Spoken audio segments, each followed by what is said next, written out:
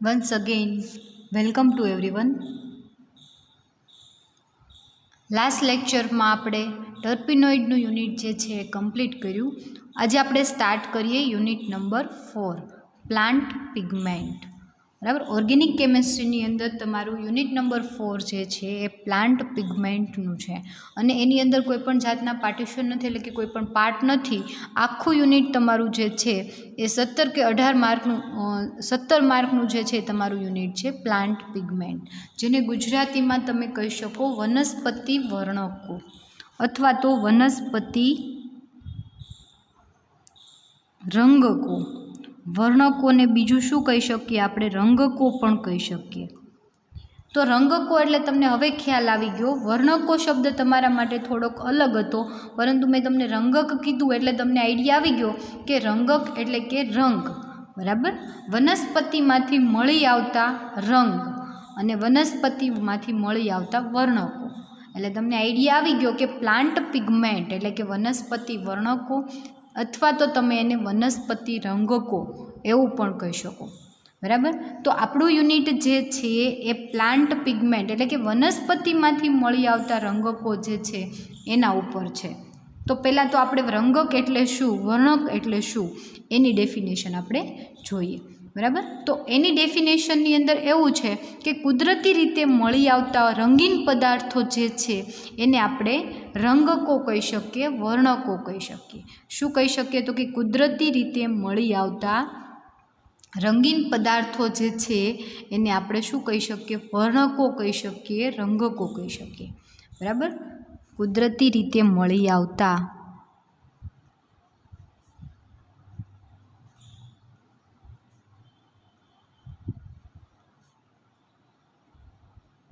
રંગીન પદાર્થો ને વર્ણકો કહે છે અથવા તો રંગકો કહે છે. બરાબર. કુદરતી રીતે જે રંગીન પદાર્થ આપણને મળી આવે છે એને આપણે કુદરતી રંગકો અથવા તો એને આપણે વર્ણકો કહી શકીએ, જેને આપણે કુદરતી રંગકો અથવા વર્ણકો કહી શકીએ. તો આપણું જે છે સિલેબસની અંદર પોઈન્ટ એ પ્લાન્ટ પિગમેન્ટ છે, એટલે કે ફક્ત વનસ્પતિમાંથી મળી આવતા હોય એવા વર્ણકો. તો આ જે છે એ કુદરતી રીતે મળી આવતા હોય એમાં વનસ્પતિમાંથી પણ હોઈ શકે અથવા તો પ્રાણીજન્ય પણ હોઈ શકે, એટલે કે વનસ્પતિજન્ય રંગકો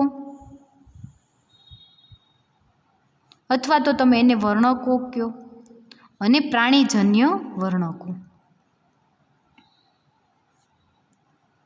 તો પહેલાં તો વનસ્પતિજન્ય એટલે કે વનસ્પતિમાંથી પ્રાપ્ત થતા હોય અને પ્રાણીજન્ય એટલે કે પ્રાણીમાંથી પ્રાપ્ત થતા હોય. તો વનસ્પતિજન્ય વર્ણકો કોને કહેવાય? તો કે વનસ્પતિના કોષમાંથી ઉત્પન્ન થયેલા રંગીન સંયોજનો જે છે એને આપણે વનસ્પતિ વર્ણકો કહી શકીએ. અથવા તો આપણે એવું કહી શકીએ કે વનસ્પતિમાંથી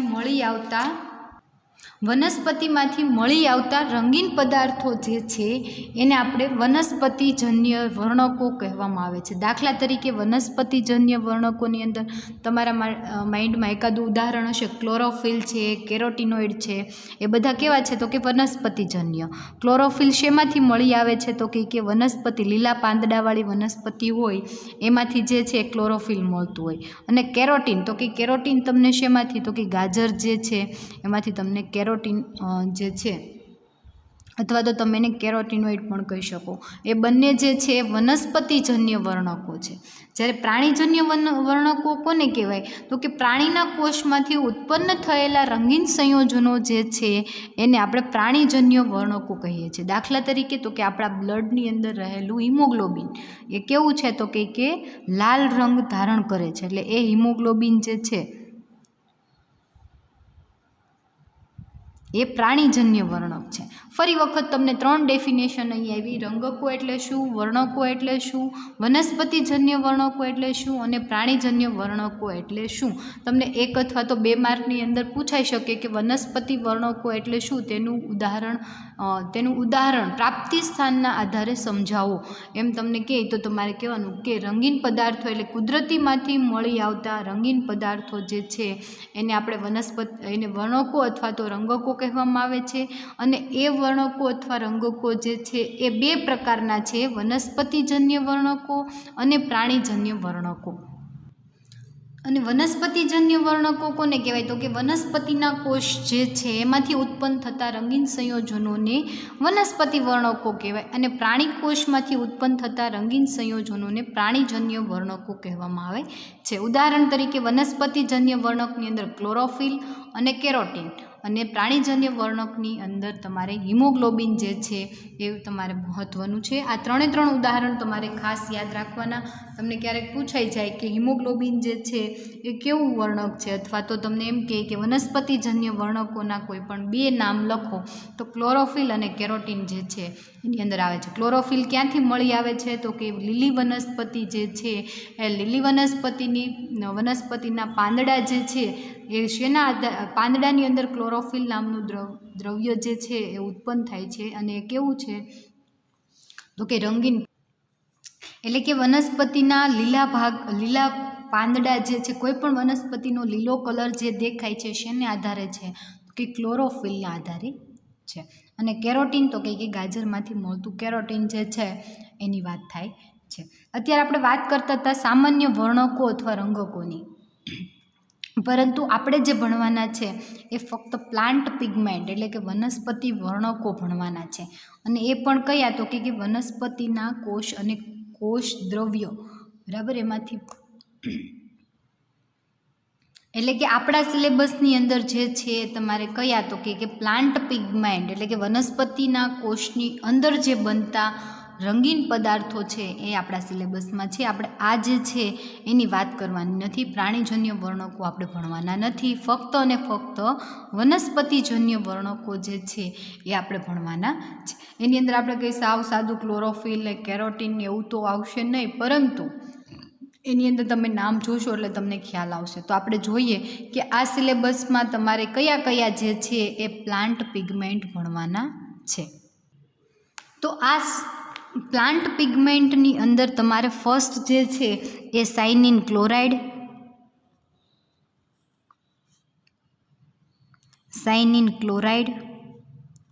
સેકન્ડ જે છે ફ્લેવોન, એના પછી ક્રાઇસિન,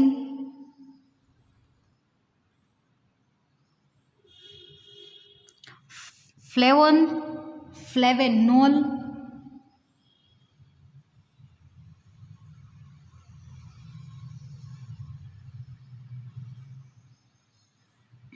પછી ક્વેરસેટિન,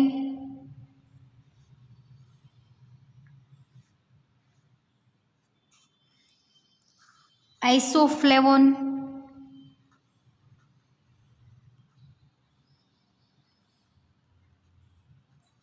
જેનિસ્ટેઇન,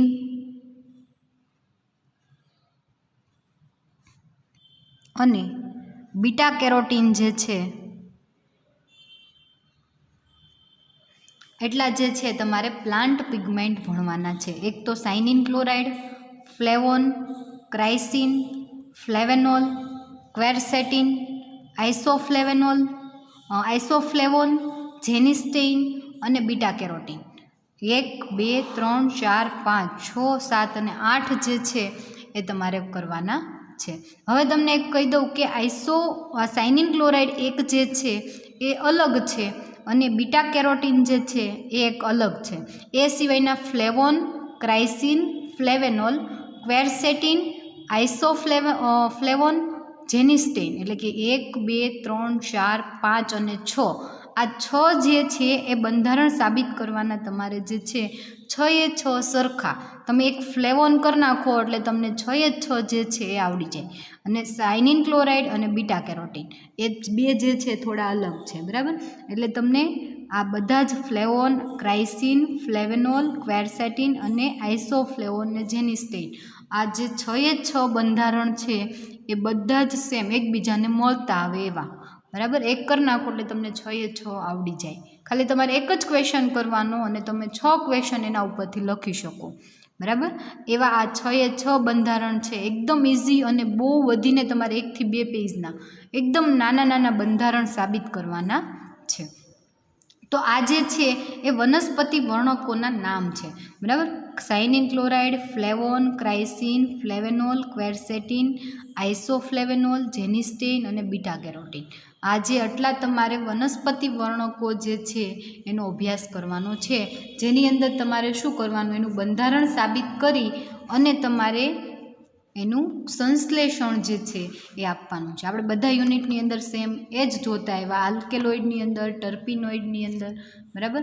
અને સેમ તમારે આની અંદર પણ અને આના પછી તમારે કાર્બોહાઈડ્રેટ જે છે એની અંદર પણ તમારે એ જ પોર્શન જોવાનું છે કે આપેલ બંધારણ સાબિત કરો એના સંશ્લેષણ સાથે, અથવા તો તમારે તમને કોઈ પણ એક બંધારણ કહી દે કે એના વૈશ્લેષિક પુરાવા જે છે એ સાબિત કરો, એનું બંધારણ સાબિત કરો, એનું એવી રીતે તમને ક્વેશ્ચન પૂછાઈ શકે. તો આપણે વાત કરીએ કે આ વનસ્પતિ વર્ણકો ઉપર જઈએ એ પહેલાં આપણે એનું વર્ગીકરણ જોઈ લઈએ કે વનસ્પતિ વર્ણકો, બરાબર. અત્યારે આપણે આ વર્ગીકરણ જોયું, પરંતુ શેનું, તો કે રંગીન પદાર્થો જે વર્ણકો છે એનું આપણે વર્ગીકરણ જોયું કે 2 પ્રકારના છે, વનસ્પતિજન્ય વર્ણકો અને પ્રાણીજન્ય વર્ણકો. વનસ્પતિજન્ય વર્ણકોમાં ક્લોરોફિલ અને કેરોટીન, અને પ્રાણીજન્ય વર્ણકોની અંદર હિમોગ્લોબિન. વર્ણકો કોને કહેવાય, તો કે કુદરતી રીતે મળી આવતા રંગીન પદાર્થોને વર્ણકો કહેવામાં આવે છે. અને એ 2 પ્રકારના છે, પ્રાણીજન્ય વર્ણકો અને વનસ્પતિજન્ય વર્ણકો. જો વનસ્પતિમાંથી મળી આવે તો વનસ્પતિજન્ય વર્ણકો, અને પ્રાણીમાંથી મળી આવે તો પ્રાણીજન્ય વર્ણકો. અને તમને એમ પૂછાય કે વનસ્પતિ વર્ણકોનું વર્ગીકરણ સમજાવો, તો હવે પછીનો આપણે પોઈન્ટ જોઈએ કે વનસ્પતિ વર્ણકોનું વર્ગીકરણ. હવે વનસ્પતિમાંથી મળી આવતા વર્ણકો, રંગકો જે છે એનું ક્લાસિફિકેશન 2 ટાઈપમાં થાય છે.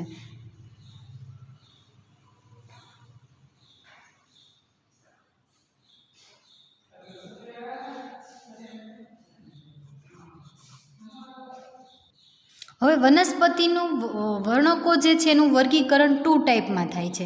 ફર્સ્ટ તો પહેલું તો કેવું, તો કે વનસ્પતિના પ્રાપ્તિ સ્થાનના આધારે.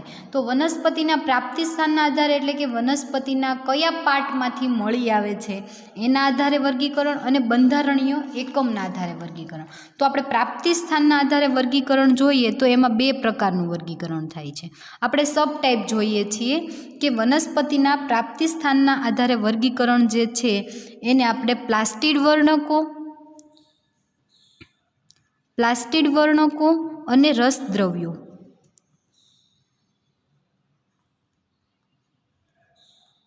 આ કેવું છે તો કે પ્રાપ્તિ સ્થાનના, વનસ્પતિના પ્રાપ્તિ સ્થાનના આધારે વર્ગીકરણ, બરાબર. અને બીજું વર્ગીકરણ જે છે એ બંધારણીય એકમના આધારે વર્ગીકરણ, કે એના બંધારણની અંદર કયો એકમ આવેલો છે એના આધારે વર્ગીકરણ.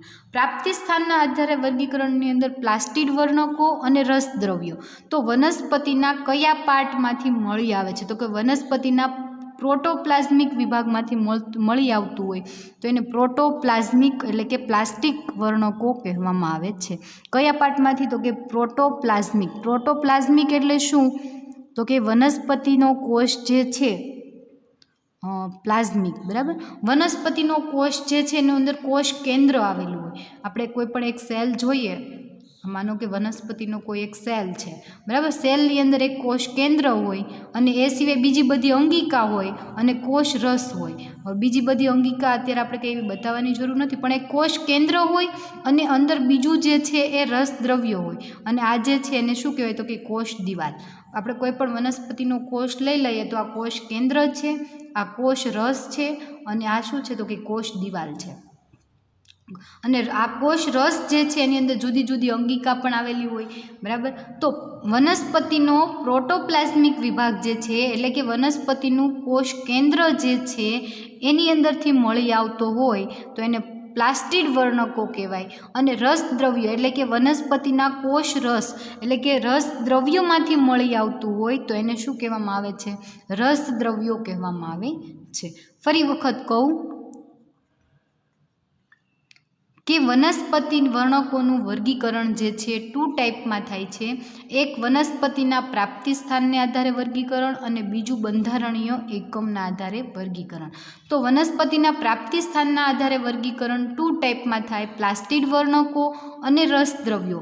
હવે પ્લાસ્ટિડ વર્ણકો એટલે શું? તો કે વનસ્પતિના કોષ કેન્દ્ર અથવા તો તમે એને પ્રોટોપ્લાઝમિક વિભાગ જે છે એમાંથી મળી આવતા રંગીન પદાર્થો જે છે એને પ્લાસ્ટિડ વર્ણકો કહેવામાં આવે છે. અને વનસ્પતિ કોષ રસમાંથી મળી આવતા રંગીન પદાર્થો જે છે એને તમે શું કહી શકો? રસદ્રવ્ય કહી શકો. હવે બંનેની અંદર આપણે એક ઉદાહરણ જોઈએ કે વનસ્પતિના કોષ કેન્દ્રની અંદર ક્લોરોફિલ જે છે એ બનતું હોય, એટલે કે પ્લાસ્ટિડ વર્ણકોની અંદર ક્લોરોફિલ અને કોષ રસની અંદરથી મળી આવતું હોય એવું એન્થોસાયનિન.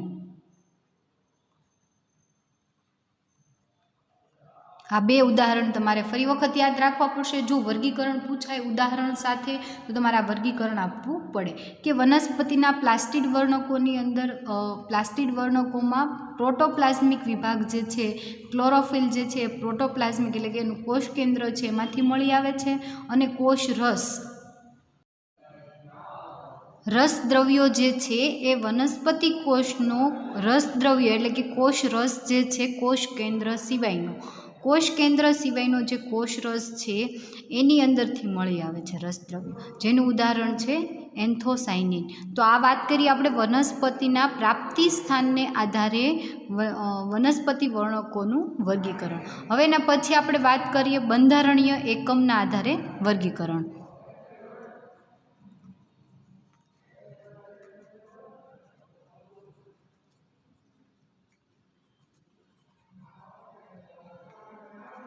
આ સેકન્ડ ક્લાસિફિકેશન છે. ફર્સ્ટ હતું એ વનસ્પતિના પ્રાપ્તિ સ્થાનને આધારે અને બીજું ક્લાસિફિકેશન જે છે એ બંધારણીય એકમના આધારે કે એની અંદર બંધારણીય એકમ તરીકે કયો પરમાણુ આવેલો છે એના આધારે એનું વર્ગીકરણ જે છે એ થાય છે. તો કેટલી પ્રકારે એની અંદર તો કે 5 પ્રકારના બંધારણીય એકમના આધારે 5 પ્રકાર પાડવામાં આવેલા છે. જેમાંનું ફર્સ્ટ જે છે એ પ્રિલિયમ વર્ણકો.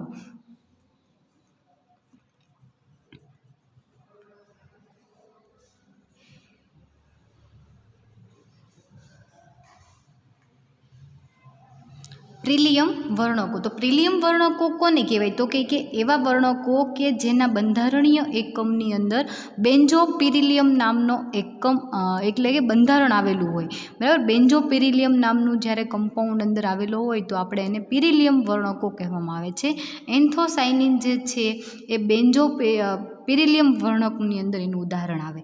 બરાબર, તો એન્થોસાયનિન ઉદાહરણ તરીકે એન્થોસાયનિન. સેકન્ડ જે છે એ પાયરોન વર્ણકો, એટલે કે એમાં બંધારણીય એકમ તરીકે શું આવેલું છે? તો કે પાયરોન આવેલું હશે. એની અંદર આપણે ઉદાહરણ જોઈએ તો ફ્લેવોન જે છે આપણે સિલેબસની અંદર ભણવાનું છે. ફ્લેવોન જે છે એ પાયરોન વર્ણકની અંદર આવે છે. એના પછી થર્ડ તો કે પાયરોન અને પાયરોન.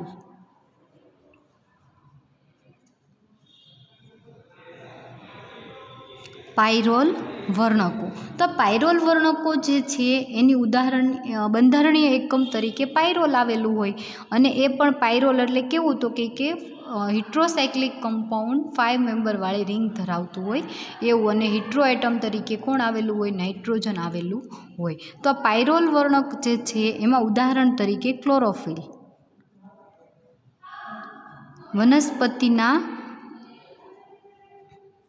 વનસ્પતિના કોષ કેન્દ્રની અંદરથી મળી આવતું હોય એવું પ્લાસ્ટિડ વર્ણક અને જેને આપણે શું કહીએ છીએ?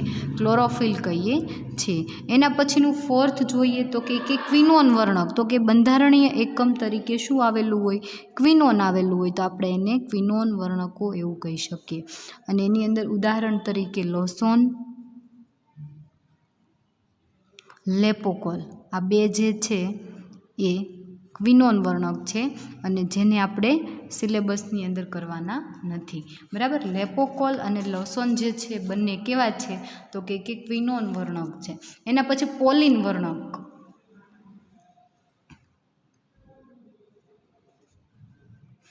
તો પોલિન એટલે શું પહેલાં આપણે એ સમજવું પડે. તો કે દ્વિબંધ, બરાબર. 2, 3 અથવા તો 3 કરતાં વધારે એકાંતરે દ્વિબંધ આવેલા હોય તો એને આપણે શું કહી શકીએ તો કે પોલિન વર્ણકો કહી શકીએ. અને એની અંદર બીટા કેરોટીન જે છે એનું ઉદાહરણ છે કે જેની અંદર શું આવેલું છે, એકાંતરે દ્વિબંધ, અને એ પણ કેટલા તો કે 3 કરતાં વધારે, એટલે એને આપણે પોલિન એટલે કે એકાંતરે દ્વિબંધ આવેલા હોય એવો કમ્પાઉન્ડ, તો આપણે એને શું કહીએ, પોલિન વર્ણકો કહી શકીએ. ફરી એક વખત સમજી લો, અહીંયા સુધી તમને એવી રીતે ક્વેશ્ચન 5 માર્કમાં પૂછાઈ શકે કે વર્ણકો એટલે શું, વર્ણકોનું વર્ગીકરણ સમજાવો. તો તમારે અહીંયાથી ક્વેશ્ચન સ્ટાર્ટ કરવાનો કે વર્ણકો એટલે કે કુદરતી રીતે મળી આવતા હોય એવા રંગીન પદાર્થોને વર્ણકો કહેવામાં આવે છે. વર્ણકોને વર્ણકો 2 રીતે પ્રાપ્તિ સ્થાનના આધારે 2 રીતે વર્ગીકરણ થાય છે, વનસ્પતિજન્ય વર્ણકો અને પ્રાણીજન્ય વર્ણકો, બરાબર. પહેલાં તમને વર્ણકો પૂછાય અને વનસ્પતિજન્ય વર્ણકોનું ખાલી વર્ગીકરણ પૂછાય તો તમારે ડાયરેક્ટ ક્યાંથી તો કે વનસ્પતિજન્ય વર્ણકની ડેફિનેશન અને ક્લાસિફિકેશન જે છે એના પ્રાપ્તિ સ્થાનના આધારે એ તમારે આપવાનું રહે. તો વનસ્પતિજન્ય વર્ણકો એટલે કે વનસ્પતિમાંથી પ્રાપ્ત થતા હોય, ક્લોરોફિલ અને કેરોટીનોઇડ. પ્રાણીજન્ય વર્ણકો એટલે પ્રાણીકોષમાંથી પ્રાપ્ત થતા હોય અને એની અંદર ઉદાહરણ જે છે હિમોગ્લોબિન. આપણા સિલેબસની અંદર આપણે એટલા જે છે એ વર્ણકો જે છે પિગમેન્ટ એના બંધારણ પ્રૂવ કરવાના છે. તમને એવી રીતે પૂછાય કે વનસ્પતિ વર્ણકોનું વર્ગીકરણ સમજાવો, તો વનસ્પતિ વર્ણકો એટલે શું અને એનું તમારે વર્ગીકરણ, તો કે વનસ્પતિ વર્ણકોનું વર્ગીકરણ 2 ટાઈપમાં થાય છે, પ્રાપ્તિ સ્થાનના આધારે અને બંધારણીય એકમના આધારે. પ્રાપ્તિ સ્થાનના આધારે પ્લાસ્ટિડ વર્ણકો કે જે પ્રોટોપ્લાઝમિક વિભાગ એટલે કે વનસ્પતિ કોષનું કોષ કેન્દ્ર જે છે એમાંથી મળી આવતું હોવાથી એને પ્રોટોપ્લાઝમિક અને પ્લાસ્ટિડ વર્ણકો જે છે એ કહેવામાં આવે છે. સેકન્ડ જે છે રસ દ્રવ્ય એટલે કે વનસ્પતિના કોષના કોષરસમાંથી મળી આવતું હોય એવું, તો એને આપણે શું કહી શકીએ, રસ દ્રવ્ય કહી શકીએ, જેનું નામ છે એન્થોસાયનિન, બરાબર. એના પછી બંધારણીય એકમના આધારે વર્ગીકરણ 5 પ્રકારે થાય છે.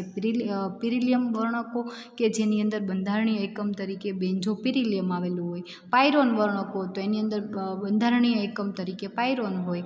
પાયરોલ વર્ણકો એટલે કે બંધારણીય એકમ તરીકે પાયરોલ આવેલું હોય. ક્વિનોન વર્ણકો એટલે કે બંધારણીય એકમ તરીકે ક્વિનોન આવેલું હોય. અને પોલિન વર્ણકો એટલે કે બંધારણીય એકમની અંદર 3 અથવા 3 કરતાં વધારે દ્વિબંધ આવેલા હોય તો એને આપણે પોલિન વર્ણકો કહેવામાં આવે છે. અને એના ઉદાહરણ જે છે કદાચ તમને 1 કે 2 માર્કમાં પણ પૂછાય અને ઉદાહરણ સાથે વર્ગીકરણ પૂછે તો તમારા બધા ઉદાહરણ જે છે બતાવવા પડે, બરાબર. તો હવે આપણે અત્યારે જોઈએ કે આપણે જે કરવાના છે એમાંથી ખાસ સાયનિન ક્લોરાઇડ, ફ્લેવોન, ક્રાઇસિન, ફ્લેવેનોલ, આ તો અત્યારે આપણે વર્ગીકરણ જોયું હોય તો એક બહુ નાનો એવો ક્વેશ્ચન હતો, વધીને તમને 3 થી 4 માર્કમાં પૂછાય કે વધીને 5 માર્કમાં પૂછાય એવો ક્વેશ્ચન હતો. પરંતુ હવે જે આપણે આઈએમપી ક્વેશ્ચન જોવાના છે એની આપણે વાત કરવાની છે. તો આઈએમપી ક્વેશ્ચનની અંદર ખાસ જે તમને સાયનિન ક્લોરાઇડ અને બીટા કેરોટીન જે છે એ અલગ છે, એ સિવાયના ફ્લેવોન, ક્રાઇસિન, ફ્લેવેનોલ, ક્વેરસેટિન, આઇસોફ્લેવોન અને જેનિસ્ટીન, આ બધા જે છે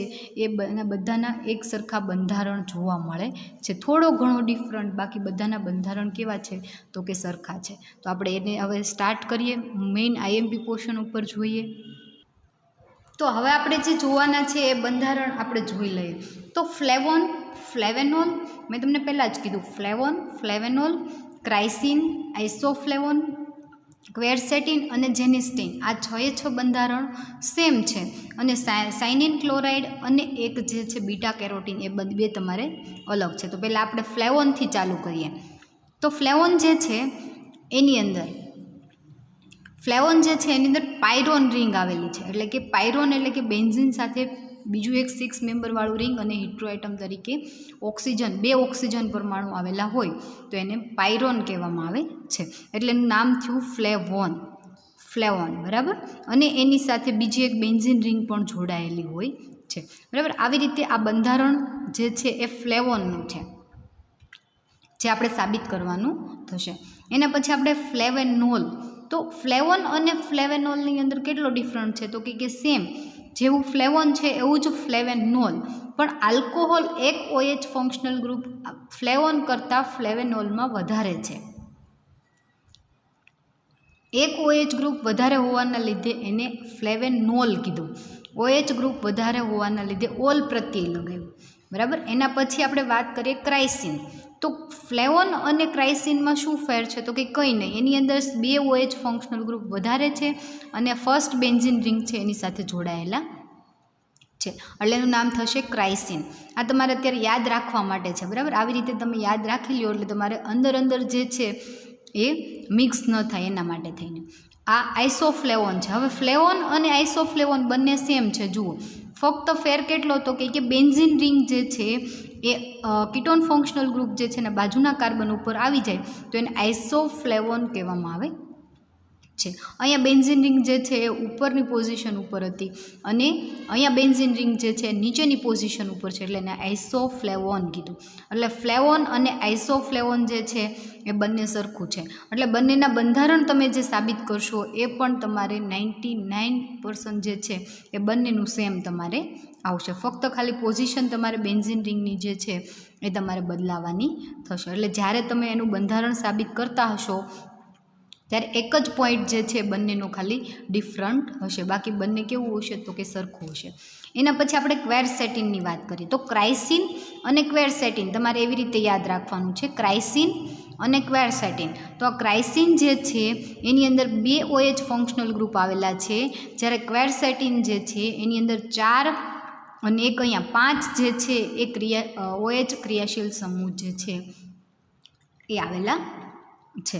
એટલે OH ફંક્શનલ ગ્રુપની તમારે ખાલી પોઝિશન યાદ રાખવાની રહી કે આ સાઈડની બેન્ઝીન રિંગ જે છે એની ઉપર 2 OH functional group, first benzene ring છે એની ઉપર 2 OH ફંક્શનલ ગ્રુપ અને એક જે છે એ તમારે આ જે પાયરોન રિંગ છે એની સાથે એક OH ફંક્શનલ ગ્રુપ.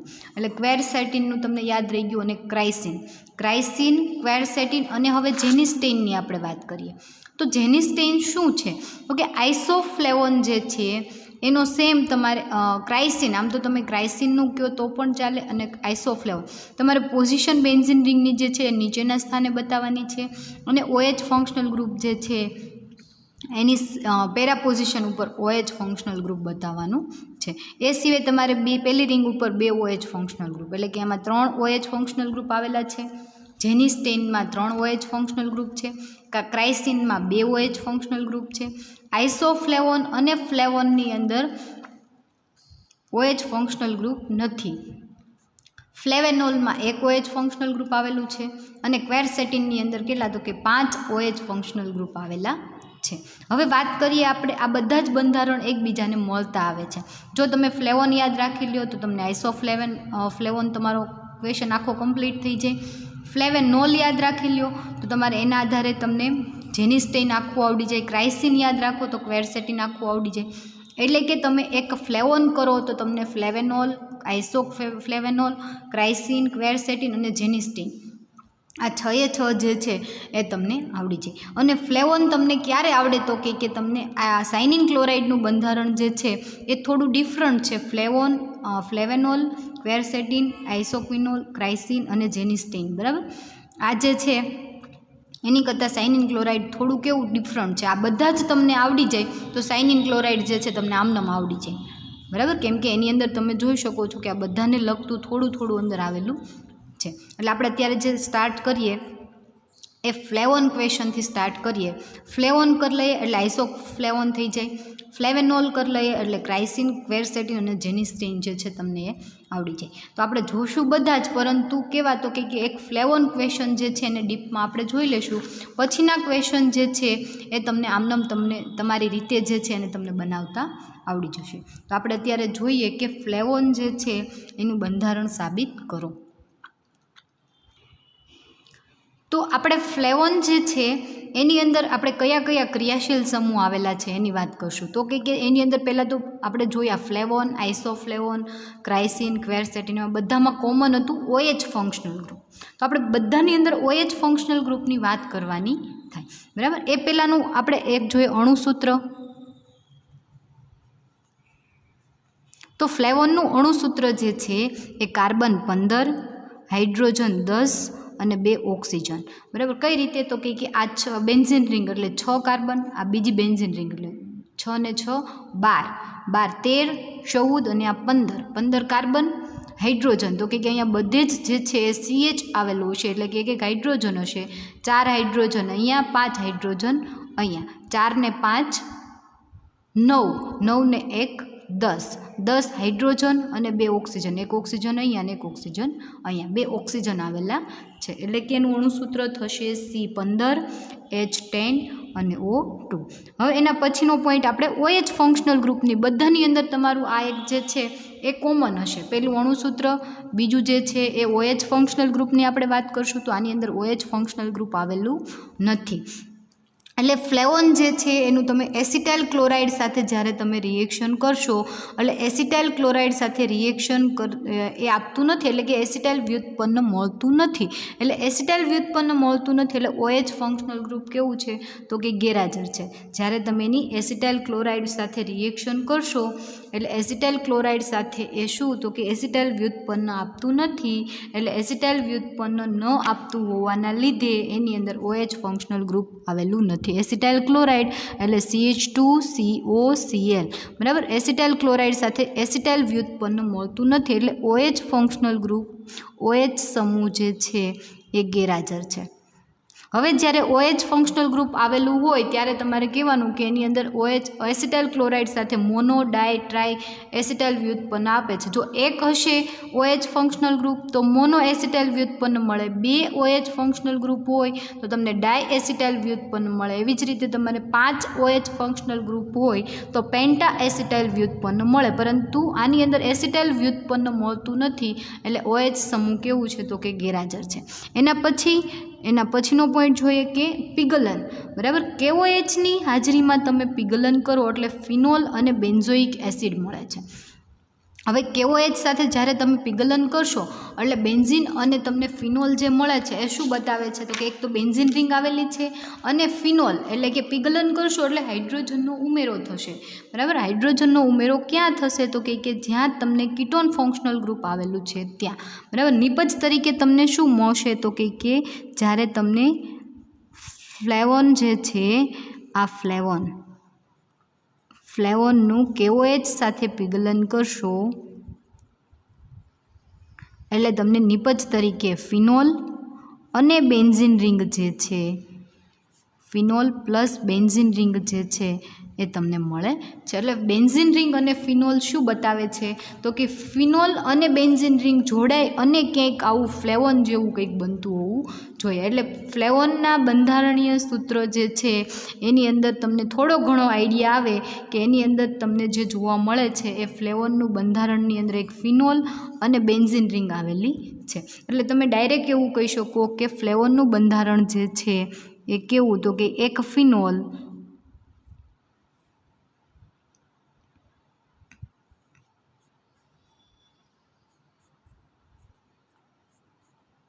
અને એક બેન્ઝીન રિંગ, આવું કંઈક આવેલું હોવું જોઈએ.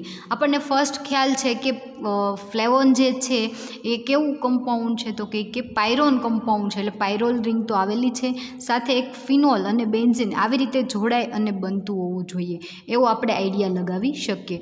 હવે ફરી વખત તમે એનું KOHની હાજરીમાં પિગલન કરી અને ફાઇનલી આપણે એનું બંધારણ જે છે, આ જે રિએક્શન છે એને વ્યવસ્થિત રીતે એને આપણે જોઈએ તો જ્યારે ફ્લેવોન છે એનું KOHની હાજરીમાં તમે પિગલન કરશો તો પિગલન કઈ રીતે થશે? તો કે અહીંયાથી પહેલાં બોન્ડ બ્રેક થઈ જશે.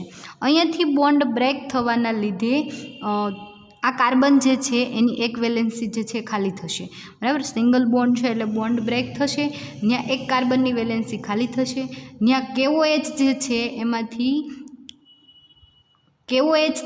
એમાંથી OH આ જે છે KOHમાંથી OH અને K એવી રીતે છૂટા પડે. એટલે કે જ્યાં કાર્બન છે ત્યાં એક ઓક્સિજન જોડાઈ જશે અને આ ઓક્સિજન છે ત્યાં એક હાઇડ્રોજન જોડાઈ જશે. પોટેશિયમ જે છે એ રિમૂવ થઈ જશે. એટલે મળતું તમને જે સંયોજન છે એ કેવું મળશે? તો કે અહીંયાથી બોન્ડ બ્રેક થઈ ગયો એટલે અહીંયા OH થઈ ગયું, અહીંયા કીટોન ફંક્શનલ ગ્રુપ છે જ તે, બરાબર. અને આ જે છે ડબલ બોન્ડ, અહીંયાથી એક બોન્ડ બ્રેક થઈ જશે. અહીંયા બોન્ડ બ્રેક થવાના લીધે કાર્બનની એક વેલેન્સી ખાલી થઈ, અને આ ડબલ બોન્ડ બ્રેક થવાના લીધે કાર્બનની બીજી વેલેન્સી ખાલી થઈ. અહીંયા સી ડબલ બોન્ડો આવી રીતે જોડાઈ જશે, અને એ કાર્બન સાથે એક બેન્ઝીન રિંગ જે છે એ જોડાયેલી છે. આવું સંયોજન જે છે એ તમને મળે છે.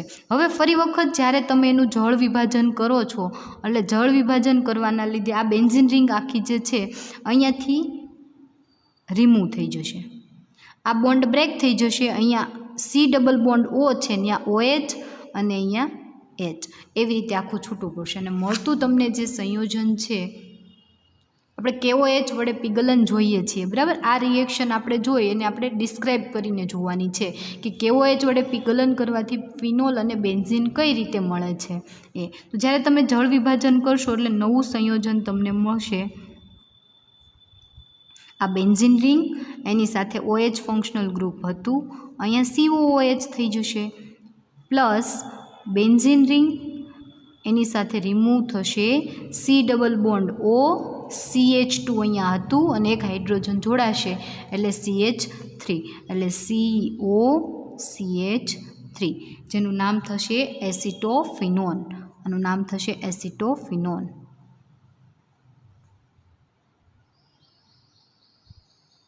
આનું નામ થશે એસિટોફિનોન અને આનું નામ થશે ઓર્થો હાઇડ્રોક્સી બેન્ઝોઇક એસિડ.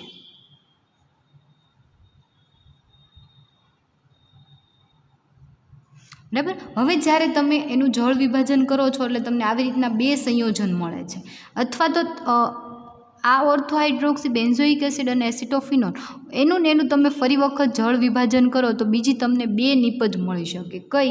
આ જે છે એનું નામ થશે બીટા ડાય કીટોન. બીજી તમને બે નિપજ મળશે. કઈ? તો કે જ્યારે તમે અહીંયાથી જળ વિભાજન અહીંયાથી પણ થઈ શકે અથવા અહીંયાથી પણ થઈ શકે. જો અહીંયાથી જળ વિભાજન થશે તો તમને મળતી નિપજ જે છે એ કંઈક આવી મળશે.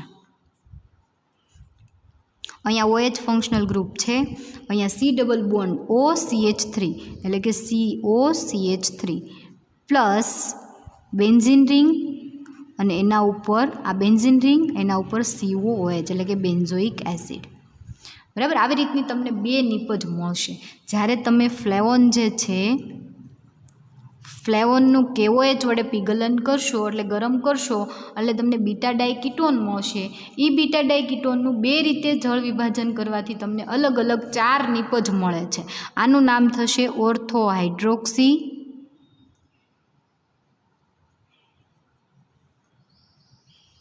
એસિટોફિનોન,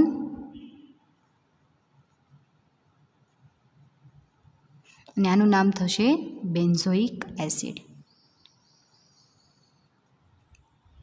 કંઈ જ નથી. આખી રિએક્શનની અંદર ફક્ત તમારે KOHનું પિગલન તમે કરી નાખો એટલે તમારું બંધારણ જે છે એ સાબિત થઈ જાય. બરાબર. તો અહીંયા જે છે તમને ખ્યાલ આવી ગયો કે ફ્લેવોનનું તમે KOH વડે પિગલન કરો એટલે બીટા ડાયકીટોન મળે. શું થશે? અહીંયાથી બોન્ડ બ્રેક થઈ જશે. બંધ બ્રેક થવાના લીધે ત્યાં ઓક્સિજન જે છે ઉમેરાઈ જશે એટલે ત્યાં તમને કીટોન ફંક્શનલ ગ્રુપ મળશે, જેનું નામ થશે બીટા ડાયકીટોન. જેનું જળ વિભાજન કરવાથી તમને બે જાતની નિપજ મળશે, ઓર્થો હાઇડ્રોક્સી બેન્ઝોઇક એસિડ અને એસિટોફિનોન. અને બીજી રીતે અહીંયાથી જળ વિભાજન થશે તો તમને ઓર્થો હાઇડ્રોક્સી એસિટોફિનોન અને બેન્ઝોઇક એસિડ તમને નિપજ મળશે. અહીંયાથી જળ વિભાજન ફરી એક વખત જોઈ લો કે જો અહીંયાથી બોન્ડ બ્રેક થશે તો અહીંયાથી બોન્ડ બ્રેક થવાના લીધે અહીંયા COOH બનશે, અને અહીંયા CH3 જે છે એ કીટોન ફંક્શનલ ગ્રુપ સાથે આની સાથે આવી જશે એટલે એનું નામ થશે એસિટોફિનોન. પરંતુ જળ વિભાજન જો અહીંયાથી ઉપરના કાર્બન ઉપરથી થશે તો CH3 ફંક્શનલ ગ્રુપ જે છે એ ઓર્થો હાઇડ્રોક્સી એસિટોફિનોન બનાવશે, અને અહીંયાથી આ કાર્બન ઉપર ફક્ત શું વધશે તો કે બેન્ઝોઇક એસિડ એટલે કે બેન્ઝીન ઉપર COOH ક્રિયાશીલ સમૂહ ખાલી વધશે. તો આ વાત થઈ તમારે ફ્લેવોનનું પિગલન. હવે જે છે તમારે મેઇન એક જ પોઈન્ટ આ તમારા ક્વેશ્ચનની અંદર કરવાનો છે. કયો? તો કે KOH વડે પિગલન તમે કરો એટલે તમારો આખો ક્વેશ્ચન અહીંયા જે છે એ કમ્પ્લીટ થઈ જાય. કઈ રીતે? તો કે ફર્સ્ટ પોઈન્ટ તમે જે છે અણુસૂત્ર, બીજો પોઈન્ટ તમારે OH સમૂહની સંખ્યા બતાવવાની છે. જો હોય તો બધાની અંદર આ તમારે કોમન પોઈન્ટ છે એટલે ખાસ યાદ રાખી લેજો. પહેલું અણુસૂત્ર, પહેલો પોઈન્ટ જે છે અણુસૂત્ર આપણે જોયું. અણુસૂત્ર પછી આપણે વાત કરીએ છીએ OH ફંક્શનલ ગ્રુપની. તો એસિટાઇલેશન કરશો તો એસિટાઇલ મોનોડાયટાઇડ ટેટ્રા પેન્ટા તમને શું મળશે? એસિટાઇલ વ્યુત્પન્ન મળશે. પરંતુ જો એસિટાઇલ વ્યુત્પન્ન ન મળે તો OH સમૂહની ગેરહાજરી બતાવે છે. એના પછી ફ્લેવોનનું તમે KOH વડે પિગલનની રિએક્શન તમારે એક યાદ રાખી લેવાની એટલે તમને આઈડિયા આવી જાય. હવે જે છે આ શું બતાવે છે? તો કે આ જે તમને પિગલન કરતાં જે નિપજ બતાવે છે એ એવું સાબિત કરે છે કે ફ્લેવોનનું બંધારણ જે છે એ આપણે ઉપર જે આ જોયું એના જેવું છે, એવું સાબિત કરે છે ખાલી. હવે તમારે ખાલી સંશ્લેષણ બાકી રહે ક્વેશ્ચનની અંદર. તો સંશ્લેષણ તમે આ એક રિએક્શન કરી નાખો એટલે તમને સંશ્લેષણ પણ આવડી જાય. કઈ રીતે? તો કે આ જે તમે સ્ટાર્ટિંગ મટીરિયલ જે છે અહીંયા તમે લીધા હતા એ જ તમને અહીંયા જે મળતા હતા એને તમારે સ્ટાર્ટિંગ મટીરિયલ તરીકે લઈ લેવાના છે. એ તમે લઈ લો અને એના જ આધારે તમે જે છે એ તમને પ્રોડક્ટ મળી જાય. બરાબર. કઈ રીતે? આપણે સિન્થેસિસ જોઈએ ફ્લેવોનની.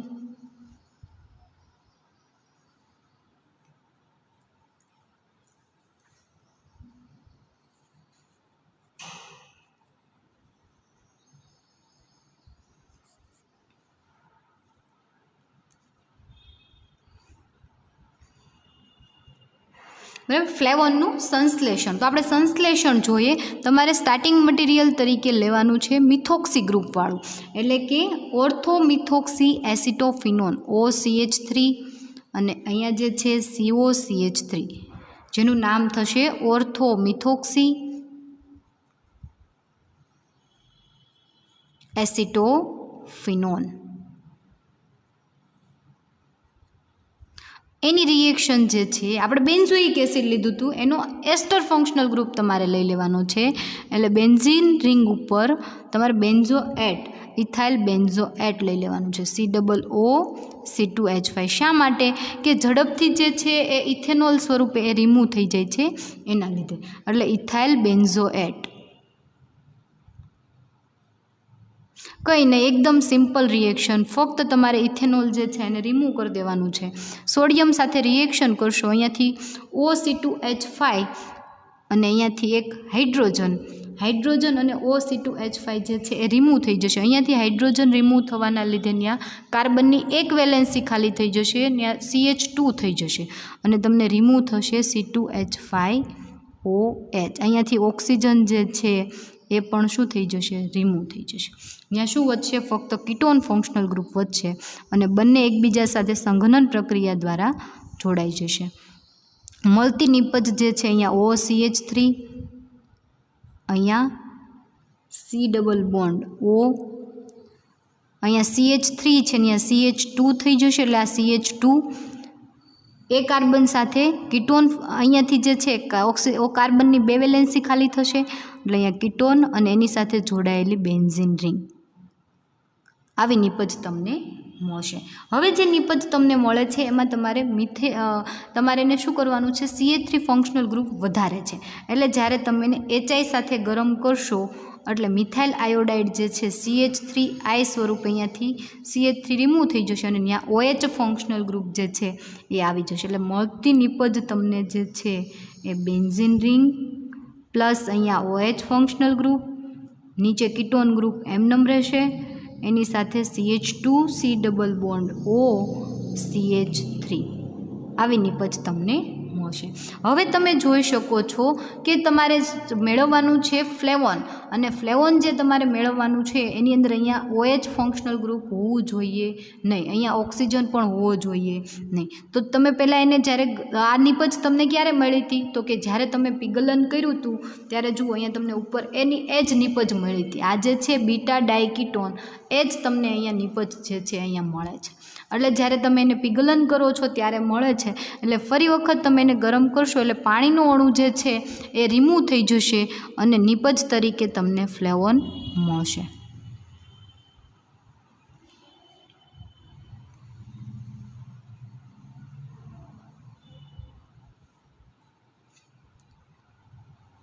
અહીંયા કાર્બન લખો તો પણ ચાલે અને ન લખો તો પણ ચાલે, અને એમના વચ્ચે કેવો દ્વિબંધ બની જશે.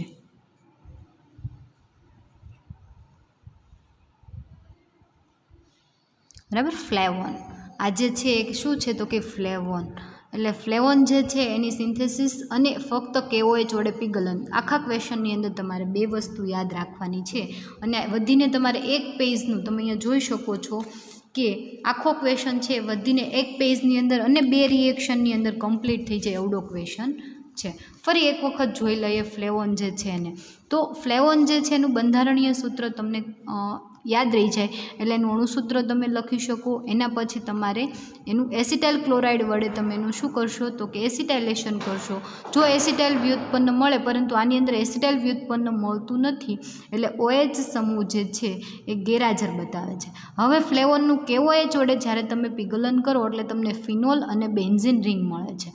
એટલે કે ફ્લેવોન જે છે એનું KOH વડે પીગલન કઈ રીતે તો કે જ્યારે તમે KOH વડે પીગલન કરો એટલે બીટા ડાઈ કીટોન નિપજ મળે, જેનું તમે જળ વિભાજન કરો એટલે જુદી જુદી તમને 4 નિપજ મળે. 2 વખત જળ વિભાજન કરવાનું છે. એક વખત જળ વિભાજન તમે અહીંયાથી કરશો તો બીજી વખત જળ વિભાજન અહીંયાથી થશે. જો તમે અહીંયાથી જળ વિભાજન કરશો તો નિપજ તરીકે ઓર્થોહાઇડ્રોક્સી બેન્ઝોઇક એસિડ અને એસિટોફિનોન નિપજ મળશે, અને જળ વિભાજન તમે અહીંયાથી કરશો તો ઓર્થોહાઇડ્રોક્સી એસિટોફિનોન બેન્ઝોઇક એસિડ નિપજ તરીકે તમને મળશે. એટલે એના ઉપરથી તમે એવું ફાઇનલી કહી શકો કે ફ્લેવોનનું બંધારણ જે છે એની અંદર ફિનોલ અને બેન્ઝીન રિંગ આવેલી છે. અને એનું સંશ્લેષણ દ્વારા તમારે આ પણ ક્વેશ્ચન પણ પૂછાતો હોય કે એનું સંશ્લેષણ અલગથી પણ ઘણી વખત પૂછાતું હોય. તો આ જે છે ઓર્થોમિથોક્સી એસિટોફિનોન કે ઓર્થો સ્થાન ઉપર મિથોક્સી ગ્રુપ અને એનો કીટોન એસિટોફિનોન, બેન્ઝીન રિંગ ઉપર COCH3 હોય તો એને એસિટોફિનોન કહેવાય. એ બંને વચ્ચે જ્યારે તમે રિએક્શન કરો એટલે ઇથાઇલ બેન્ઝોએટ, બરાબર, ઇથાઇલ બેન્ઝોએટ આપણે બેન્ઝોઇક એસિડનો એસ્ટર વ્યુત્પન્ન લઈ લીધો, એટલે જે આપણને ઇથેનોલ સ્વરૂપે એને રિમૂવ કરવામાં સરળતા રહી. એટલે ઇથેનોલ રિમૂવ થશે સોડિયમ સાથે ગરમ કરવાથી. મળતી નિપજ જે છે એ બીટા ડાઈ કીટોન. એ બીટા ડાઈ કીટોન જે છે એને HI સાથે તમે ગરમ કરો એટલે શું મળશે તમને તો કે તમને નિપજ જે મળશે મિથાઇલ ગ્રુપ અહીંયાથી રિમૂવ થઈ જશે. મળતી નિપજને તમે ફરી વખત ગરમ કરશો, પાણીનો અણુ રિમૂવ થાય અને તમને શું મળી જશે? ફ્લેવોન મળી જશે. બરાબર. તો આ ફ્લેવોનનો ક્વેશ્ચન જે છે એકદમ ઇઝી અને સેમ. આ એક ક્વેશ્ચન તમે કરી નાખશો એટલે પછીના બધા ક્વેશ્ચન જે છે એની અંદર ફક્ત તમને આ 4 નિપજ યાદ રાખવાની રહેશે. કઈ 4 નિપજ તો કે જળ વિભાજન કરતાં જે 4 નિપજ મળે છે એ બધાની અંદર અલગ અલગ હશે. બરાબર. કેમ અલગ અલગ હશે તો કે જો અહીંયા OH ફંક્શનલ ગ્રુપ હોય, બરાબર, આપણે ક્વેરસેટિનની જ વાત કરીએ તો અહીંયા 2 OH ફંક્શનલ ગ્રુપ હોય તો એને ક્વેરસેટિન કહેવાય. તો જ્યારે તમે એનું જળ વિભાજન કરશો એટલે અહીંયા તમને 2 OH ફંક્શનલ ગ્રુપ મળશે અને અહીંયા પણ 2 OH ફંક્શનલ ગ્રુપ મળશે. અથવા તો માનો કે અહીંયા OH ફંક્શનલ ગ્રુપ આવેલું હોય તો આપણે એને શું કહીએ છીએ? અહીંયા OH ફંક્શનલ ગ્રુપ હોય તો આપણે એને જેનિસ્ટેઇન કહીએ છીએ. તો જેનિસ્ટેઇનનું બંધારણ હોય તો તમને અહીંયા બેન્ઝોઇક એસિડ મળતું હોય ત્યાં સાથે OH ફંક્શનલ ગ્રુપ પણ મળે, એટલે ઓર્થોહાઇડ્રોક્સી બેન્ઝોઇક એસિડ મળે. અથવા એસિટોફિનોન નિપજ મળતી હોય તો તમને અહીંયા હારે OH ફંક્શનલ ગ્રુપ પણ મળે. બરાબર. એટલો ખાલી તમારે ફેર આવશે બંને ક્વેશ્ચનની અંદર. તો આના પછીના લેક્ચરમાં આપણે ફ્લેવોન જે છે અહીંયા આપણે કમ્પ્લીટ કર્યું. આના પછી આઇસોફ્લેવોન, ક્રાઇસિન અને ફ્લેવેનોલ જે છે એમાંથી 2-3 ક્વેશ્ચન જે થશે એ આપણે જોઈ લઈશું. Okay, thank you.